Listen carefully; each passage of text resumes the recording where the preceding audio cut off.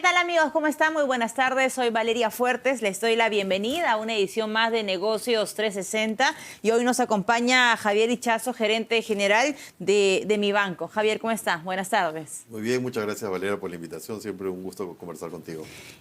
Mibanco tiene una historia muy particular, ya casi 30 años en nuestro país.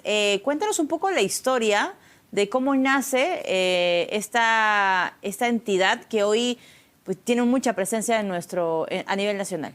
Mira, Mibanco en realidad es la integración, Mibanco actual es la integración de dos empresas que por coincidencia nacen en el mismo año, en el 98. Edificar, que era una financiera que nace de Care Perú, y de hecho la que crea Edificar es directora todavía en Mibanco hoy, en este momento, que se llama Ana María Segarra, que tenía programas de asistencia a señoras de Villa El Salvador.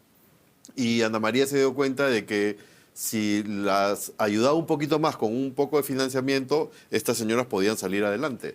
Y así nace Edificar. Y en el mismo año, ACP, que es Acción Comunitaria del Perú, crea Mibanco. Entonces, las dos entidades, claro, Mibanco creció mucho más rápido, fue más grande que Edificar en el tiempo, y nosotros compramos Edificar en el año 2009. Y hacia el 14, que es cuando compramos Mibanco como Credit Corp, ya estaban del mismo tamaño. Entonces, en el 15 nosotros fusionamos las dos compañías en lo que hoy es Mibanco Perú, digamos, ¿no? Porque digo Mibanco Perú porque tenemos una operación que se llama Mibanco Colombia también, que la tenemos desde el año 2020. Entonces, esta es la fusión de dos empresas que ya eran grandes en su momento y por eso es que la participación de mercado del banco es tan grande, ¿no? Porque en realidad eran dos empresas que competían, ¿no? Eran las líderes en ese momento. ¿Cómo mantuvieron el tema de la confianza cuando hay ciertas fusiones a nivel, digamos, nacional, fusiones empresariales? Los consumidores o los clientes dicen qué va a pasar, sobre todo con un tema sensible como el dinero, ¿no? ¿Cómo ha sido el proceso para mantener la confianza y no sé si en el caso de Mibanco elevar un poco más el servicio que se le estaba dando al cliente? Sí, es exactamente lo que dices, ¿no? Casi como que te has dado la pregunta con la respuesta. Por un lado, era Credit Corp quien compraba, ¿no? En ese momento, digamos, como Credit Corp todavía no era como que muy popular, pero era banco de crédito, digamos, al final, ¿no? Okay. Entonces, la confianza en el consumidor era plena porque Banco de Crédito siempre pues ha tenido una reputación altísima, ¿no? En cuanto a solidez, solvencia, ¿no? Entonces, por ahí... Espaldas financieras, ¿no? Por ahí no había ninguna duda de que su dinero estaba bien resguardado y que eran profesionales quienes lo iban a gestionar, ¿no? Pero por otro lado, sí es súper importante que nos concentramos mucho en los procesos, en la integración de sistemas, que nada falle, que no salga un estado de cuentas con error, o sea, porque eso pues genera, uy, ¿qué pasó? ¿Qué va a pasar más, ¿no? con mi dinero? Entonces, cuidamos mucho eso, la verdad que se le puso mucha cabeza y mucha inversión a la parte tecnológica para que el proceso de integración de las dos compañías, al momento que las fusionamos, sea muy limpio para el cliente, ¿no? Entonces, de hecho, convivieron dos sistemas en paralelo hasta que nos sentimos cómodos que ya podíamos apagar uno de los dos, que era el que apagamos realmente fue el de Mibanco y nos quedamos con el core bancario de Edificar. Pero se hizo todo con mucho cuidado porque cuando es dinero, ¿no? Entonces la gente se preocupa, ¿no? Entonces, claro. Eso fue muy bien cuidado, ¿no? Y sobre todo el respaldo de Credit Corp, en ese momento era más el respaldo del banco de crédito, le daba tranquilidad a la gente también, ¿no? Sin duda. ¿Cuántos clientes tiene actualmente Mibanco? 2.4 millones más o menos. Ok. Presentes en varias regiones del país. En todo el Perú. ¿Y cuáles son los productos que más colocan? Mira, lo que más colocamos, yo te diría que son tres en particular, ¿no? Uno es capital de trabajo tradicional, ¿no? Para los emprendedores. Para los emprendedores. Okay. Yo estoy metido en el mundo de 300 soles, que empiezan estos créditos, a 150.000 como core del negocio. Tenemos clientes más grandes que eso, de tamaño de deuda. Pero es más común ese rango que me acaba de dar. Toda la estrategia está metida en el 0-150, ¿no? Ya. Entonces, básicamente, capital de trabajo tradicional y tenemos un producto que ha crecido enormemente, que fácil ya es el 35% del portafolio, que son líneas de crédito, Okay. que esas son multidestino y son líneas que se te aprueban por un año y tú puedes disponer en cualquier momento sin pedirle permiso a nadie, ¿no? Y además te puedes autoservir por la aplicación del banco sin llamar ni siquiera a tu asesor, ¿no? Es una línea revolvente que está ahí abierta. Y la otra que también es súper importante en el banco es mejoramiento de vivienda. Ese es, digamos, un producto también emblemático nuestro, ¿no? Que empezó hace cuántos años. Uy, hace un montón de años. De hecho, hoy me visitó una delegación del BID que están trabajando con entidades públicas para ver cómo ellos le llaman, claro, nosotros le llamamos, es lo que conocemos en el Perú como autoconstrucción, ¿no? Claro. Pero ellos le llaman mejoramiento de vivienda, ¿no? De hecho, no sé si sabes, pero en el Perú las familias de la CPME construyen durante 17 años. Ese es el periodo promedio de construcción de una vivienda. Entonces ellos quieren acelerar, ¿no? Entonces han mandado una delegación del BID para ver Identificar dónde... cómo se puede ayudar a mejorar, ¿no? Ok. Y de hecho nosotros también, justo le decía en la mañana, nos hemos encontrado en el mismo punto, porque nosotros estamos iniciando un proyecto también bien importante de mejoramiento de vivienda, mucho más técnico del que hemos tenido hasta ahora, ¿no? Pero es un producto súper bueno también.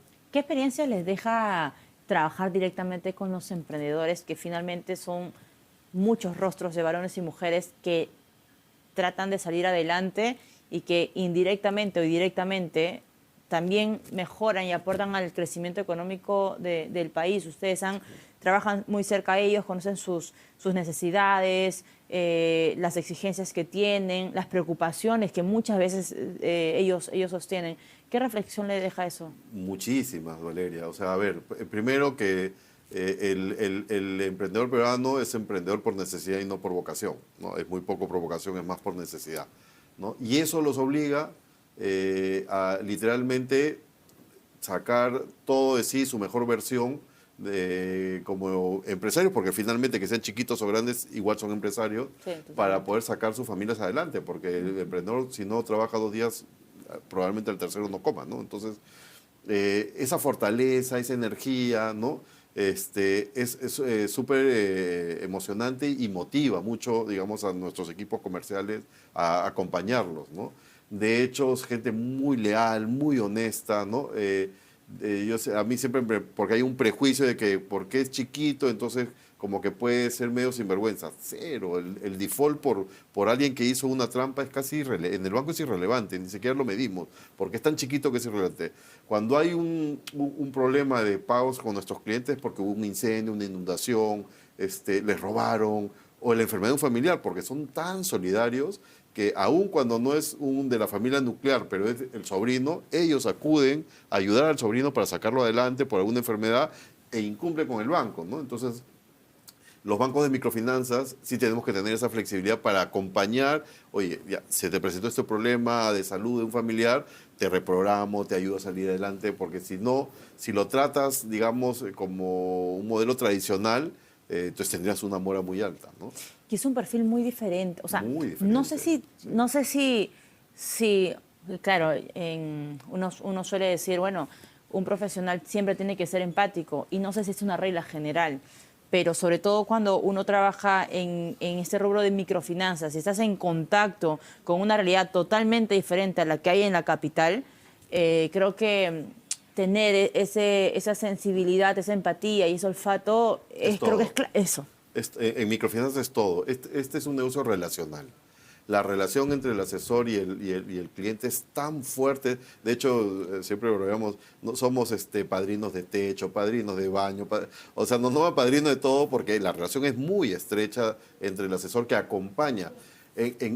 ¿Por qué es tan grande el negocio de microfinanzas en el Perú? Porque tenemos un déficit de preparación académica, de formación en finanzas. Por eso los asesores suplen ese déficit y acompañan a los clientes para hacer inversiones, ¿no? Su círculo de confianza es bien claro, ¿no? El primer círculo de confianza de un microempresario cuando quiere tomar una decisión empresarial es su familia. Es lo primero. Pero el segundo círculo de confianza son sus vecinos comerciales. Ellos le preguntan, oye, ¿será de comprar el piso de arriba? ¿Será de comprar la máquina? ¿Será de ampliarme? ¿No? Y ahí tienen otra iteración. Pero la tercera es con los asesores de negocios, que en el Perú debemos ser entre 25.000 y 30.000 asesores de negocios que hay en el mercado. Entonces, esos son los círculos de confianza para tomar decisiones empresariales. De nuevo, porque hay un déficit en la educación financiera. Entonces, ahí los asesores nuestros y de las cajas y de las financieras suplen eso y acompañan. Por eso es que es tan íntima, es tan fuerte la relación de los asesores con los clientes. Y no termina cuando le dan el préstamo, sino que hay un seguimiento. Hay un acompañamiento. Y ese es el diferencial que tiene mi banco frente a otras financieras. Totalmente, es lo que nosotros internamente le llamamos el espiral de progreso. Okay. Nosotros acompañamos y lo que más nos encantaría es que nuestro cliente chiquitito a la vuelta de unas décadas sea un corporativo. ¿Por qué no? Que muchas corporaciones han nacido de emprendimientos pequeños, ¿no? Hay muchos ejemplos de grupos empresariales en el Perú que nacieron de emprendimientos pequeños y ahora son unos grupos enormes en bancas corporativas del sistema de la banca múltiple, ¿no? Fíjese, y muchos se han sentado donde usted está sentado ahora. Seguro. A contarnos un poco de las historias que han tenido ellos con los papás, con todo en contra y hoy son grandes marcas. Yo quería consultarle cómo luchar contra ciertos mitos alrededor de la banca. ¿Cuáles han sido los principales que ustedes han podido escuchar y cómo han podido contrarrestar esta desinformación que muchas veces existe?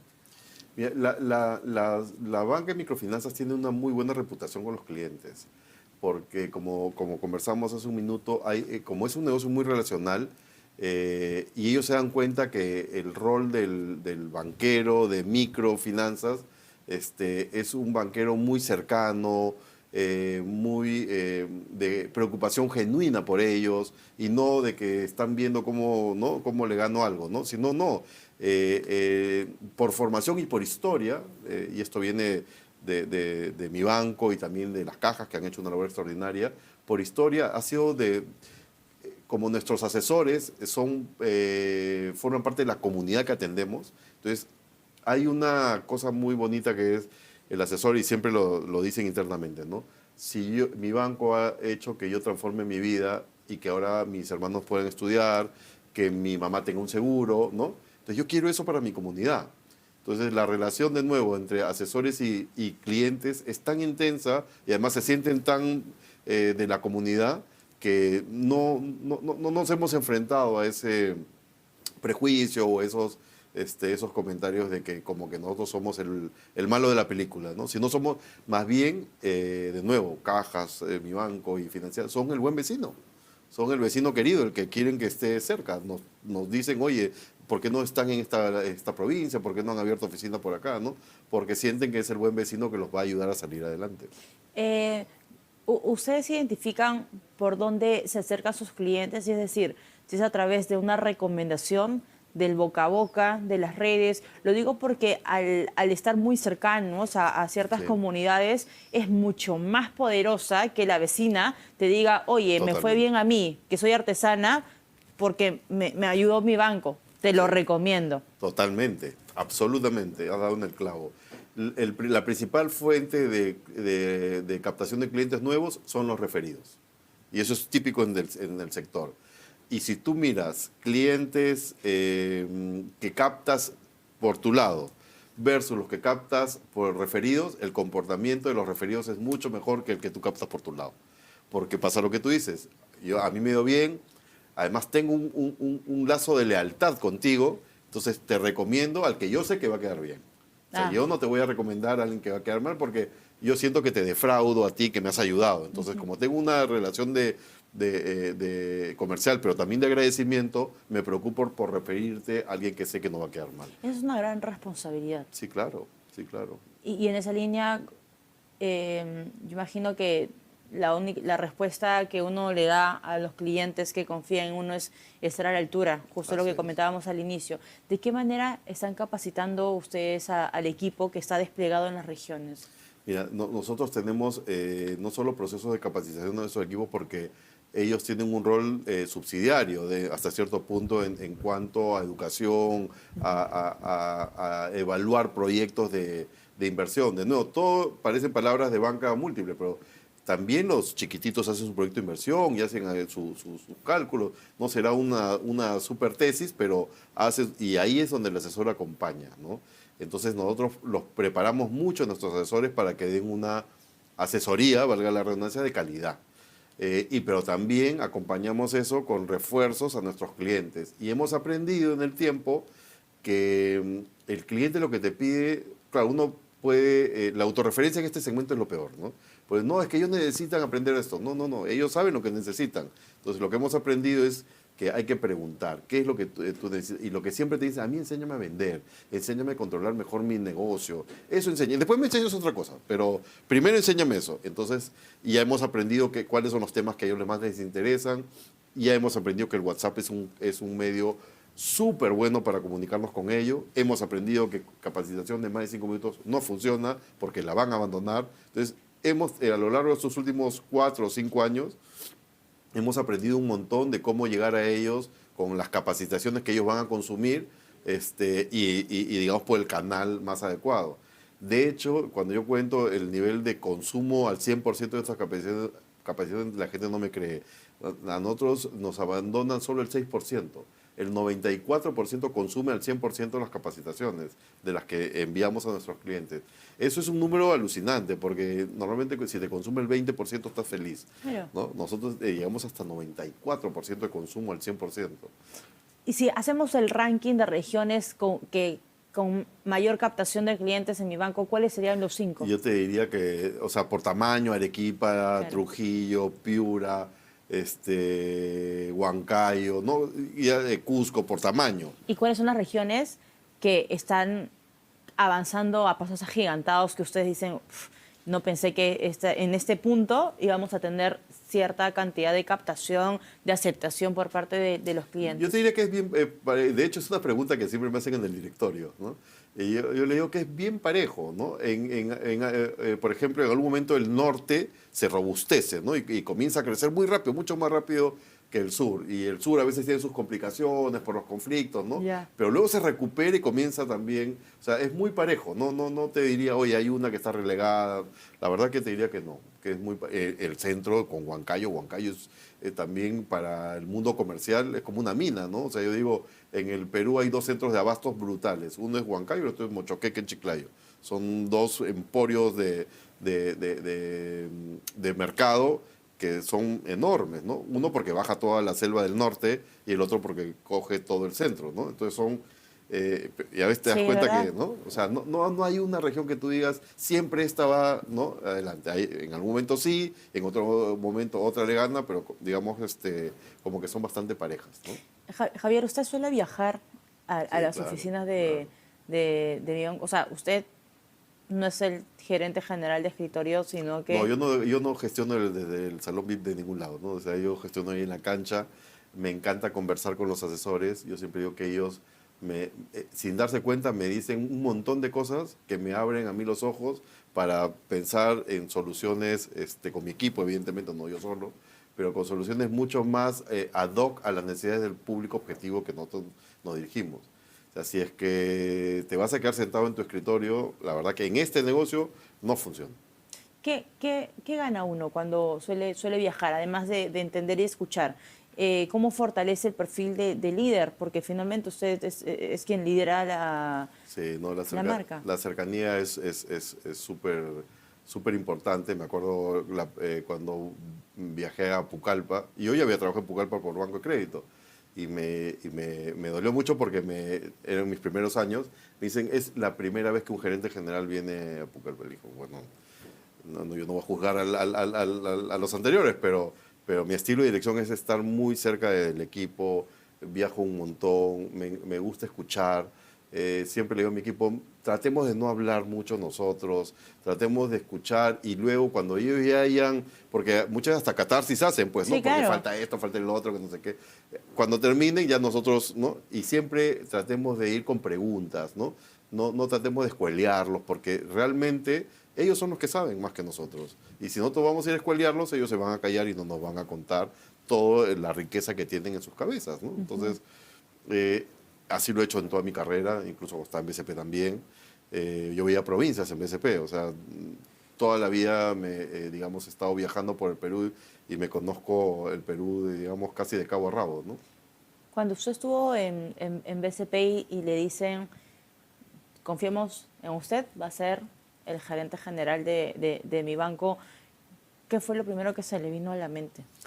Cuando me dan el encargo, de hecho me lo da el CEO de Credit Corp de ahora, que era mi jefe en ese momento en BCP, me dice, vas a ir de gerente general adjunto para ver el proyecto de internacionalización del banco, que era que queríamos en Colombia, Okay. Y un proyecto más, ¿no? Pero depende de ti, si no, yo no te puedo ofrecer que tú vas a ser el gerente general. Yo creo que él ya sabía porque a los 6 meses me hicieron gerente general, ¿no? No, pero yo encontré en mi banco algo que no me imaginé digamos, que me iba a brotar a mí, ¿no? O sea, porque yo maquero, yo sé, yo hago, en BCP hacemos patria también, ¿no? Claro. Pero claro, esta es una cosa diferente, porque cada cosa que haces tiene un impacto en miles de personas. O sea, el caso típico del cliente que vendía sándwiches en la puerta de la oficina, que ahora tiene el restaurante, hay miles. Entonces, creamos un producto como, por ejemplo, se llama Crédito Mujer, ¿no? Y ese producto lo creamos, mira, fíjate, lo creamos pensando en que muchas de las esposas de nuestros clientes tenían unas habilidades, ¿no? Y eso le pasa al Perú en general. Hay muchas mujeres con muchas habilidades que no tienen oportunidades. Entonces dijimos, oye, ¿por qué no le damos un crédito a ellas para que ayuden a la familia a salir adelante? Porque ese es un poquito el propósito del banco, ¿no? Y lo creamos así. Y el producto fue más que eso. Porque, como sabes, en el Perú hay mucho machismo, ¿no? Y entonces, sí. no pocas mujeres nos dijeron, yo he logrado independizarme, ya mis hijos estudian, ya me separé de esta persona tóxica que no dejaba, que obligaba a mis hijos a mendigar, y yo con ese capital ya hago mi menú, o hago mis tejidos, o lo que sea, ¿no? Y entonces, claro, tú dices, oye, esto, o sea, no, pues, o sea, Sí, un profesional como yo... Generas un punto de quiebre. Eso de la independencia financiera es verdad. Es verdad, es verdad. Y yo te lo puedo decir y te puedo mostrar los casos, ¿no? O sea, son miles de casos. Y cómo es uno... Empezamos con esto, con esa idea, le pusimos el aval del esposo, no llegamos ni a 5.000 créditos.